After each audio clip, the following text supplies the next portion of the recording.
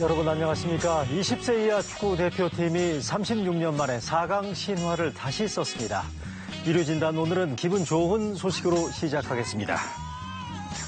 여야가 오늘 국회 정상화를 위한 최종 담판에 나섭니다. 오늘마저 접점을 찾지 못하면 민주당은 단독 국회를 열겠다고 합니다. 잠시 뒤에는 김현철 통일부 장관이 이 자리에 나옵니다. 답답한 상태를 거듭해온 북핵 비핵화 협상, 특히 4차 남북정상회담 가능성에 대해서 자세하게 짚어보겠습니다. 먼저 지난 한 주에 국민들의 시선을 사로잡았던 주요 뉴스를 빅데이터 분석을 통해서 한데 모아봤습니다.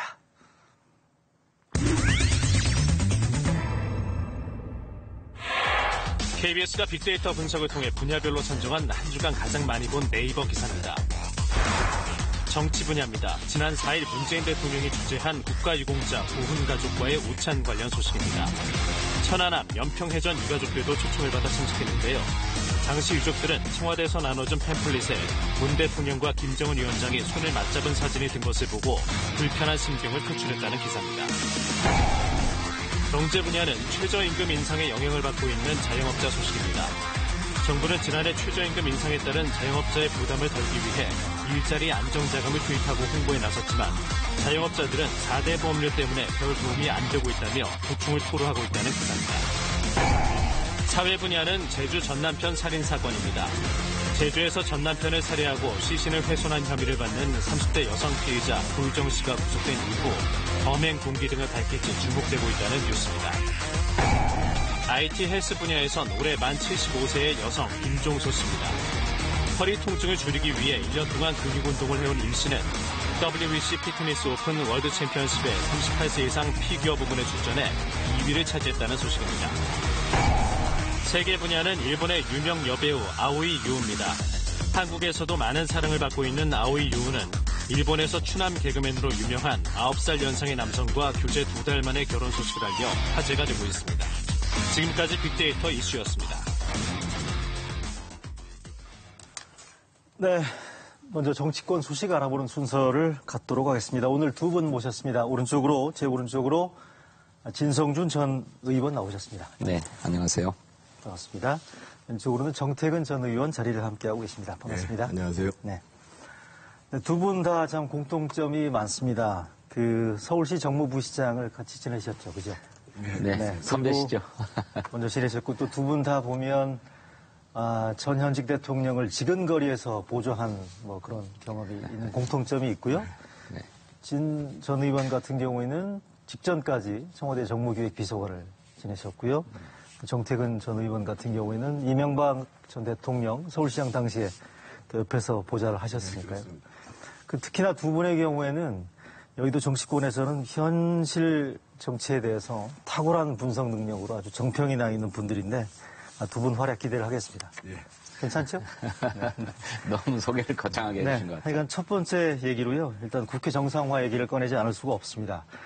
먼저 어제 바른미래당에서 이런 논평이 나왔습니다. 이번 주까지 국회가 또 빈손으로 마무리를 하게 되면 국회 해산을 고려해야 한다.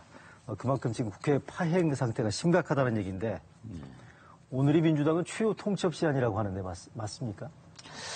예, 그거는 오늘까지 타결이 안 되면 네. 불가피하게 6월 임시국회를 단독으로 소집할 수밖에 없다라고 하는 뜻입니다. 네.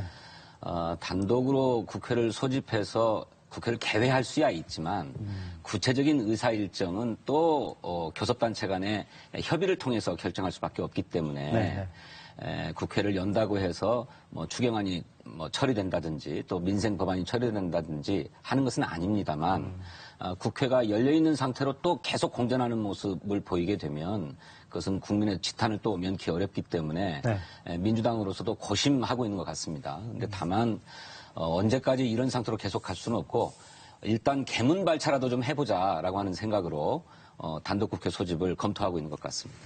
자, 민주당이 지금 단독 국회 소집 요구서를 내일 내겠다. 오늘 만약에 합의가 안 되면 바른미래당의 경우에는 단독 국회에 대해서 부정적인 것 같고요. 민평당의 경우에 그리고 정의당의 경우에는 아마 응할 생각이 있는 것 같아요. 한국당은 여전히 국회가 열린다 해도 등원을 거부하겠다. 이렇게 봐도 될까요? 오늘 아침 축구 보신 분들은 아마 우리 정치권하고 굉장히 대비를 하셨을 거예요. 네네. 마지막 페널티킥까지 가가지고 정말 힘겹게 이겼단 말이에요. 그런데 우리 정치는 마지막 고비를 못 넘고 있어요. 못 넘는데 그 가장 핵심적인 내용들이 이제 무책임 또 이제 좀 무능력 뭐 이런 건데 지금 남아있는 문제가 사실은 딱 한 가지잖아요. 패스트트랙을 어떻게 할 거냐. 그렇죠. 그래서 한쪽에서는 철회를 하라는 거고 한쪽에서는 합의 처리를 위해서 노력하겠다. 이런 내용들이거든요. 근데 제가 봤을 때는 현실적으로 지금 바른미래당이나 민주평화당에 있는 원내대표들이 현행의 패스트트랙대로 할 생각이 없어요. 그래서 어느 한쪽이 양보를 해도 사실 상관이 없는 사안입니다. 그런데 그것에 대해서 그 문구를 집착해가지고 지금 경제가 굉장히 안 좋아지는 상황 속에서 또 민생이 어렵다고 얘기를 하는데 이렇게 사실은 가는 것은 저는 양당 모두의 책임이 굉장히 크다고 생각하고요. 문제는 지금 단독 국회를 연다고 해도 지금 말씀하신 것처럼 의사일정이 합의가 안 되면 진행이 안 되도록 되어 있거든요. 그래서 제가 보기에는 지금 바른미래당이나 민주평화당에서 중재를 하게 되면 그것을 양쪽 정당들이 민주당하고 자유한국당 정당들이 받아들이는 형태로 해가지고 네. 빨리 국회를 여는 것이 제가 보기에는 가장 중요할 것 같습니다. 말씀하신 것, 예. 근데 패스트 트랙을 철회하는 게 있을 수 없는 것이 이거는 논의를 시작하자라고 하는 거잖아요. 이를테면 과거처럼 법안을 직권상정해서 국회에서 통과를 시켰다면 뭐 날치기 처리를 했다고 한다면 철회해라. 그걸 다시 원상으로 돌리자라고 하는 주장이 가능하지만 패스트 트랙은 기한을 정해놓고 논의를 시작하자. 그런데 그 기한까지 합의를 못 이룬다면 기왕의 안을 가지고 표결을 하자라고 하는 것이 패스트 트랙인데 이걸 철회하자라고 얘기하는 거는 패스트 트랙 자체를 부정하는 것이기 때문에 받아들이기 어려운 얘기라고 생각합니다. 근데 그런 점에서 패스트 트랙에 태워진 두 개의 법안을 합의 처리해야 된다라고 하는 요구는 패스트 트랙을 철회하라라고 하는 얘기와 하등 다를 바가 없고 네. 민주당이나 또 바른미래당에서 중재안으로 내놓은 안 네. 그러니까 그 법안을 합의 처리하는 것을 원칙으로 한다거나 합의 처리를 우선한다라든지 이런 정도로 타협할 수 있는 게 아닌가 저는 그렇게 생각합니다. 진 전 의원 얘기하신 것 관련해서 저희가 일단 준비된 화면을 보면서 제가 설명을 드리겠습니다. 지금 절충안으로 제시가 된 게 바른미래당에서 얼마 전에 패스트트랙에 올라간 쟁점 법안들에 대해서 지금 화면 보시고 계시죠? 민주당의 경우에는 합의 처리를 원칙으로 한다. 한국당의 경우에는 합의 처리해야 한다. 바른미래당이 절충안으로 내세운 게 합의 처리를 우선으로 한다 이렇게 되어 있거든요. 근데 이게 지금 세 가지 그 문구, 바른미래당의 절충안도 나와 있습니다만은 선거제도라는 게 패스트트랙에 올라가 있는 이 법안의 경우에 물론 국회 뭐의 일종의 게임의 룰이기 때문에 그리고 입법부 구성에 대한 일종의 원칙이겠죠, 규칙이겠죠. 뭐 중요하다는 건 알겠는데 일반 국민들이 도대체 이게 합의 처리를 원칙으로 한다, 해야 한다, 뭐 이런 등등의 이런 문구에 대해서 먹고 사는 문제에 대해서 이게 무슨 관심이 되는 건지에 대해서 좀 일반 국민들은 참 답답해할 것 같아요. 어떻습니까?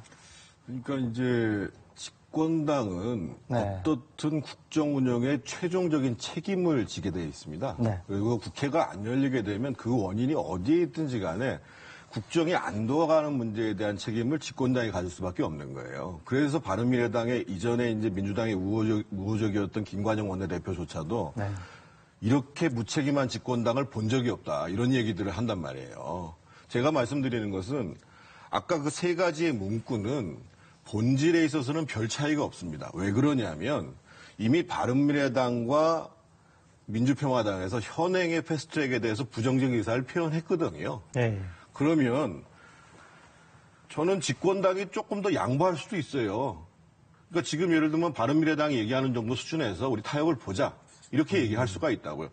패스트트랙을 철회하는 것과 철회하지 않는 것에 명분이 있는지를 모르겠지만 본인들이 생각할 때에는 현실적으로 그렇게 되기가 어려운 상황 속에서 그러면 집권당으로서 국회가 정말 돌아가야 되는데 지금 사실은 추경을 편성한다고 해도 한 0.1% 정도의 성장률 영향을 미친다고 그러는데 올해 벌써 1, 4분기 1월부터 3월 달까지 마이너스 0.4%를 보였어요. 역성장이죠. 역성장이요. 그런 상황이라고 한다면 집권당 입장에서 보면 그나마 조금 완화할 수 있기 위해서 내가 먼저 좀 더 양보하겠다. 못할 게 뭐가 있겠어요. 아니, 자, 민주당에서 그런 말씀이에요. 네네. 그런데 바른미래당의 중재안 가령 합의 처리를 원칙으로 한다든지 합의 처리를 우선으로 한다라고 하는 이 중재안을 네네. 받아들일 수 없다고 하는 게 자유한국당 입장 아닙니까? 그러니까 그런 정도로 합의할 수 있는 선인데 합의를 못하겠다고 하고 구태여 패스트트랙을 철회할 것을 요구하고 있는 거예요. 그러니까 과도한 주장을 하고 있다는 것이고, 두 번째로는 정말로 경제가 어렵습니다. 그래서 응급 처방으로 지금 추경안을 정부가 제출한 것 아닙니까? 그래서 경제가 어렵다라고 하는 얘기를 오히려 자유한국당이 더 많이 하고 있는데 이른바 경제 폭망론까지 막 들고 나오고 있지 않습니까? 네네. 그렇다면 경제를 살리기 위해서 무엇이든 하자고 오히려 달려들어줘야 되는데 네. 그렇게 하지 않고 있잖아요. 그래서 일부에 나온 게 지금 바른미래당에서 어제 또 나온 추가 절충안이 패스트트랙 부분들에 대한 합의 처리 부분들이 쉽지 않다면 두 분 말씀하신 추경과 관련해서 미세먼지 추경이라도 해보는 게 어떻겠느냐. 아마 이게 지금 그 더불어민주당하고 자유한국당 쪽에 아마 이런 절충안이 다시 제시된 것 같은데, 어쨌든 간에 이게 추경 부분들에 대한 심의 자체가 안 되는 거는 집권 여당한테 큰 부담 아니겠어요? 그렇지 않습니까? 그래서 어쨌든 여당이 양보를 해야 된다는 거 아니겠어요? 저는 그러니까 여당은 굉장히 속이 상하더라도 네. 무한 양보를 하더라도 국회를 운영해야 된다는 자세를 가져야 되는 것이고요. 네. 아까 제가 이제 지금 무능의 문제를 말씀을 드렸는데 그 무능의 가장 대표적인 모습을 보여주는 게 지금 자유한국당입니다. 자유한국당은 지금 사실 국회에 들어가면 산적한 현안을 가지고 집권당과 문재인 정부를 비판할 수 있습니다. 경제 문제뿐만 아니라 뭐 외교 문제도 그렇고 지난번에 단도미사일 문제도 그렇고 굉장히 현안이 많이 탄도미사일, 있어요. 예, 많이 있어요.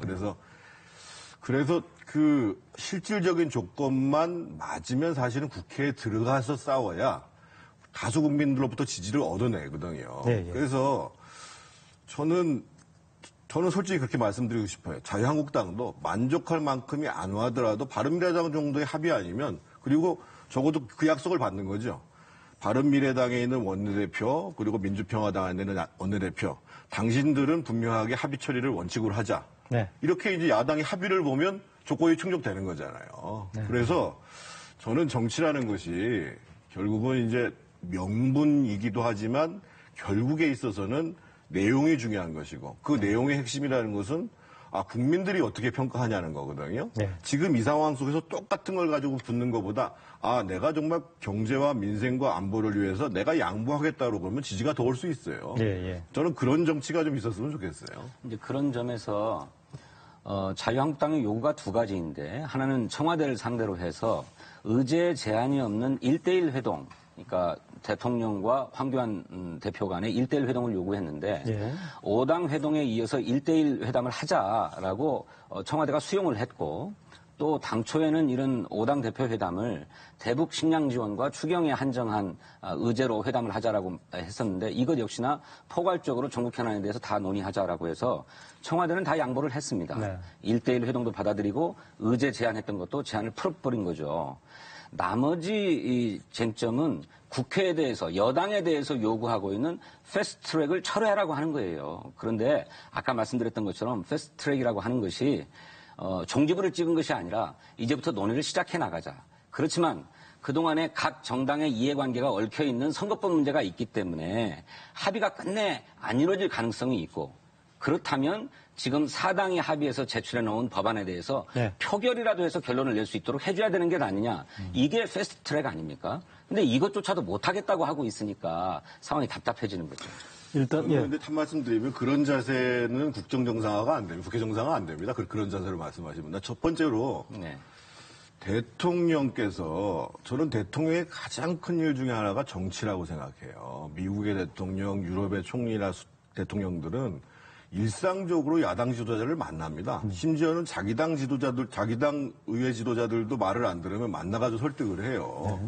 상황이 이렇게 어려우면 5당 회담을 합의했다고 해서 계속 그걸 고집할 이유가 뭐가 있어요. 네. 황교안 대표 만나고 또 송영길 대표도 만나고 정동영 대표도 만나고 하면 되죠. 대통령께서 그걸 못하실 이유가 없는 거예요. 대통령이 해야 될 가장 중요한 일들이 의회의 중요 정당의 지도자들을 설득하고 그런 속에서 타협안을 만드는 것이고요. 네. 두 번째로는 아까도 제가 반복적으로 말씀을 드립니다만 지금 이인영 대표가 이렇게 얘기하잖아요. 뭐 민생을 포기한 정당이다 하면서 계속 지금 이제 그 자유한국당을 공격하잖아요. 그러지 말고 정말 마음에 안 들더라도 숙일 거 다 숙이고 네. 어떻게든 국회가 돌아가도록 하려고 하는 자세가 있어야 되는데 그렇지가 못한 거예요, 제가 보기엔. 아니 그것은 책임 문제를 흐리는 역효과가 있다고 생각합니다. 네. 자유한국당이 그렇게 허심하게 논의를 하겠다고 하면 대통령이 한사코 1대1 회동을 받아들이지 않고 5당 대표회동만을 요구했다면 모르겠는데 5당 대표회동을 통해서 전국 현안에 대해서 논의하고 또 별도로 1대1 회동도 하자라고 제안했지 않았습니까?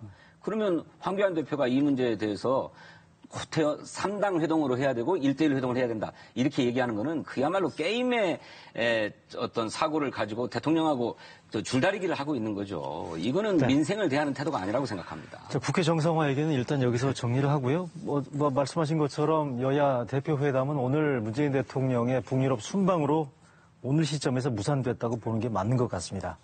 주제를 좀 바꿔서요. 어제 황교안 대표가 이문열 작가를 만나서 보수가 나가야 할 방향에 대해서 서로 얘기를 나눴다고 합니다. 여기서 보니까 이문열 작가가 박근혜 정부 때 블랙리스트는 잘못됐다 뭐 이런 등등의 얘기를 했었다라고 하네요. 황교안 대표한테.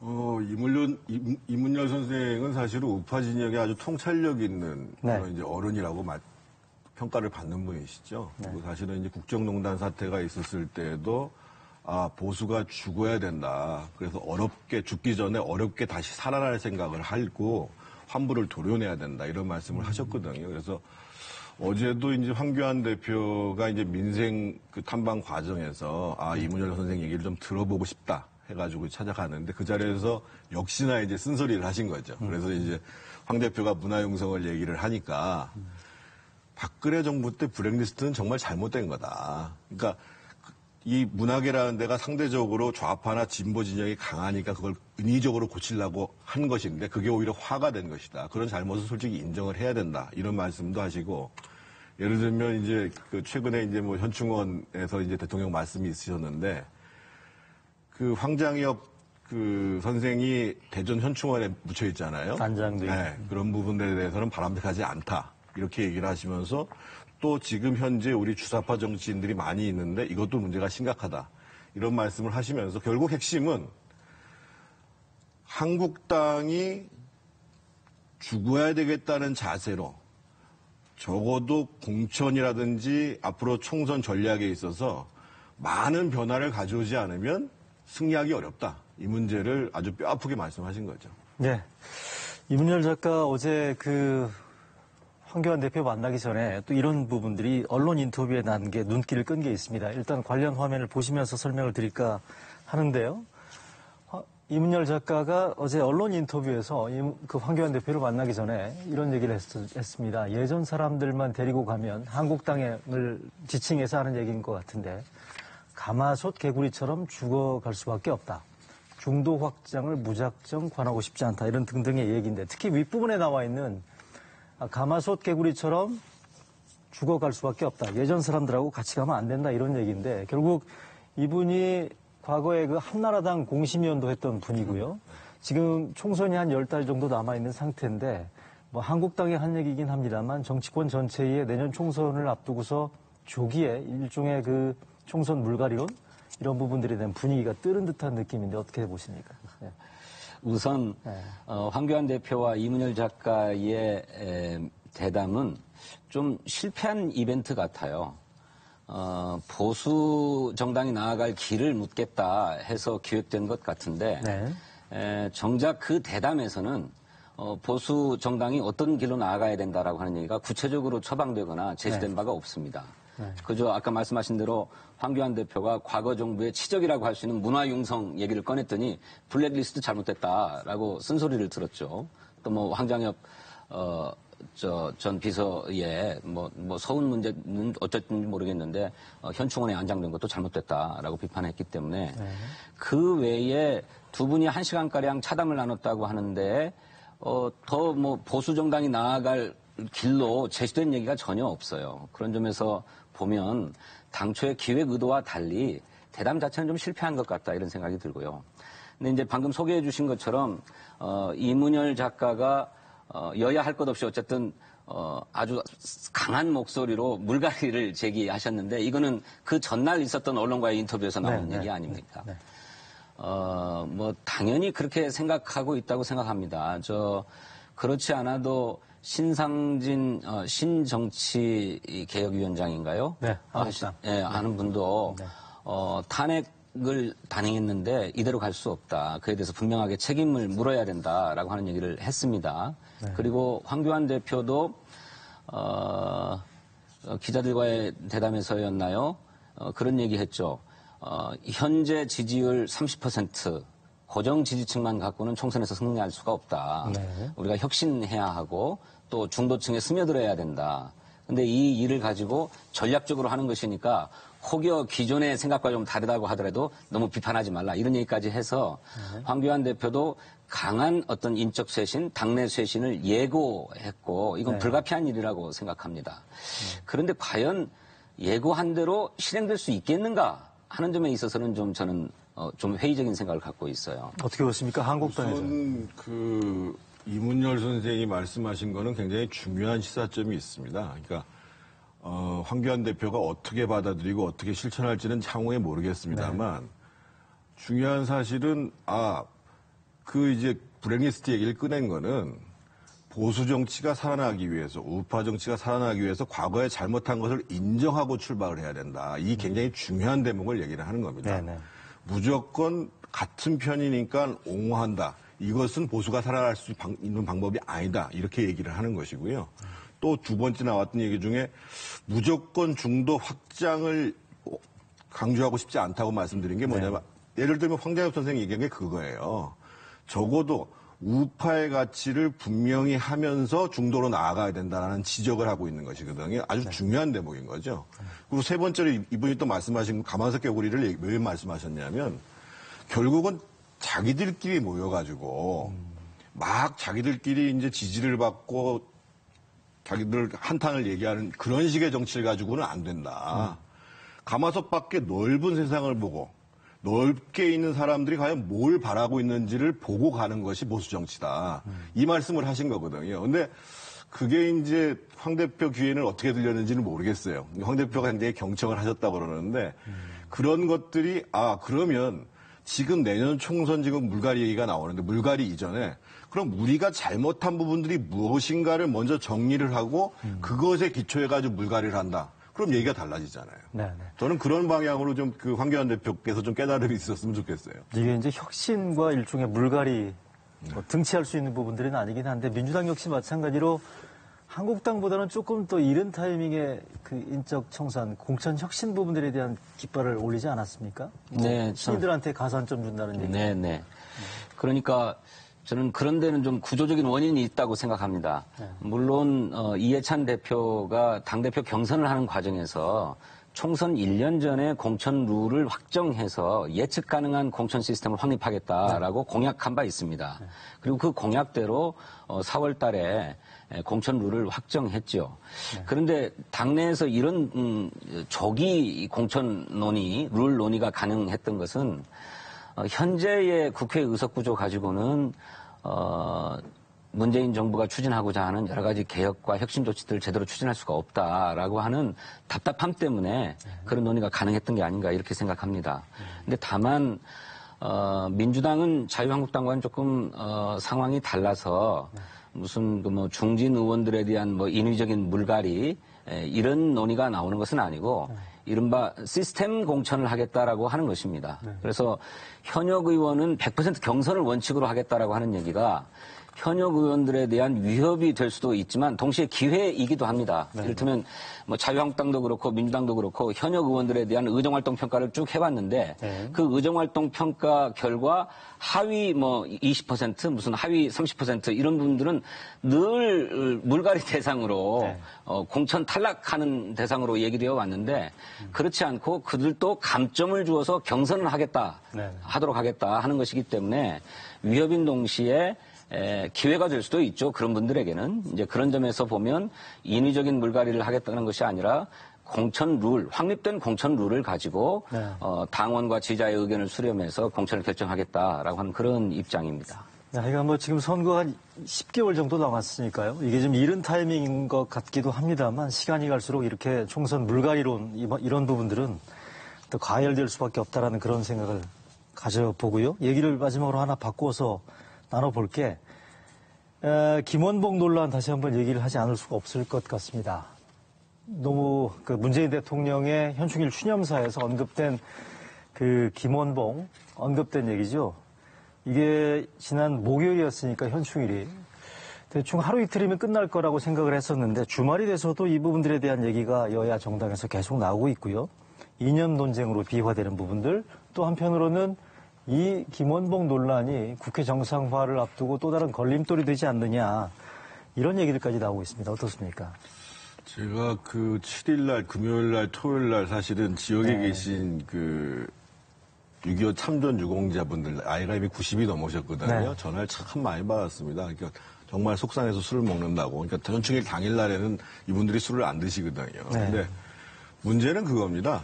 나중에 서울 문제에 대한 논란은 차치하고 우리 그 현충일에 추념하는 가장 많은 퍼센테이지를 차지하고 있는 분들이 6.25 가정 속에서 전사하신 분들이고 그리고 그 가족들이 계시고 또 지금 참전 유공자가 있는데 그분들 앞에서 굳이 김원봉을 거론하면서 우리 국군의 뿌리다라고 얘기를 하는 거에 대해서 이건 대통령이 상당수의 국민의 가슴들, 아픈 가슴들을 후벼 파는 말씀이거든요. 네. 왜 그런 말씀을 하시냐는 거예요. 광복절에 예를 들면 과거에 좌파 항일운동 했던 분들도 우리가 적극적으로 평가해야 된다라고 얘기하면 문제가 달라져요. 근데 현충일에 더더군다나 그 전쟁의 상흔을 안고 사시는 분이 계시는데 대통령이 나와서서 그 상흔을 더 키우는 발언을 하시는 것이 과연 국민통합에 도움이 될까요? 그래서 저는 굉장히 부적절한 말씀하셨다고 봅니다. 아니, 저 대통령의 본래 취지는 애국 앞에 보수와 진보가 따로 없다. 그래서 애국이라고 하는 가치로 또 국가 공동체라고 하는 가치로 통합을 해야 된다라고 한 뜻으로 말씀하신 거잖아요. 그리고 또 실제로 대통령의 말씀도 그 약산 김원봉 선생에 대해서 언급한 대목도 그런 거잖아요. 약산 김원봉 선생이 이끌던 조선의용대가 광복군에 합류함으로써 독립운동 역량의 총집결이 이루어졌다. 이렇게 통합된 광복군이 우리 대한민국 국군 창설의 뿌리가 되었다. 또 한미동맹의 토대가 되었다. 이 역사적 사실에 대해서 얘기한 것인데 그것이 그 김원봉 선생을 찬양하자는 것도 아니고 또 표창을 하자는 것도 아니지 않았습니까? 근데 왜 이 단순한 역사적 사실을 언급한 것을 가지고 또 더구나 그것도 이제 독립운동이라고 하는 또 애국이라고 하는 가치를 가지고 이제 이념을 뛰어넘어서 통합하자라고 하는 대통령의 말씀을 오히려 거꾸로 해석해가지고 그 이념 대립을 일삼고 있는지 저는 이해할 수가 없어요. 저 김원봉에 대해서 하도 논란이 많은 인물이어서 드릴 말씀은 많습니다만 딱 한 가지만 말씀드리겠습니다.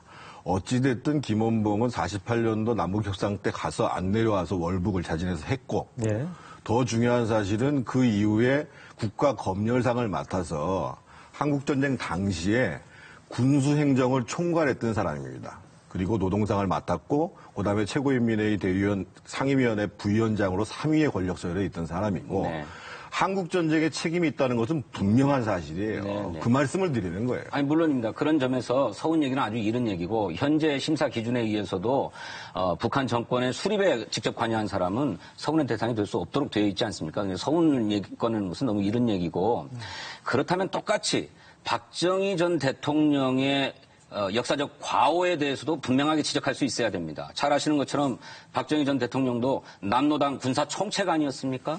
이른바 여순 사건 때문에 사형 선고도 받았던 사람이고요. 그런데 이런 문제들에 대해서는 한 번도 언급하지 않지 않습니까? 왜 언급을 하래요?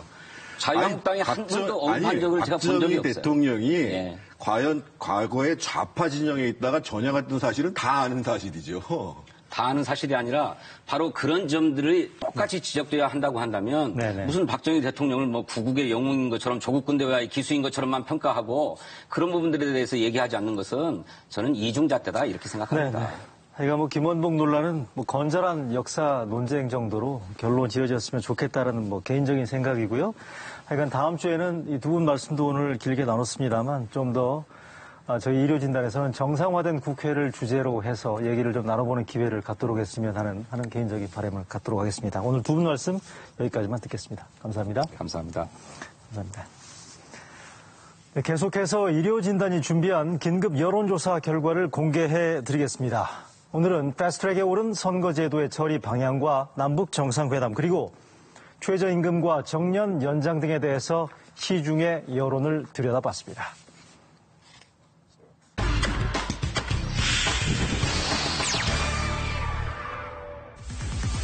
먼저 국회 공전의 주 원인 가운데 하나인 선거제도 개편 법안과 관련해 국회에서 어떻게 처리돼야 하는지 물었습니다. 반드시 여야 합의로 처리해야 한다는 의견은 49.7%, 합의 처리를 원칙으로 하되 안 될 경우 패스트트랙 절차대로 처리해야 한다는 응답은 44.4%였습니다.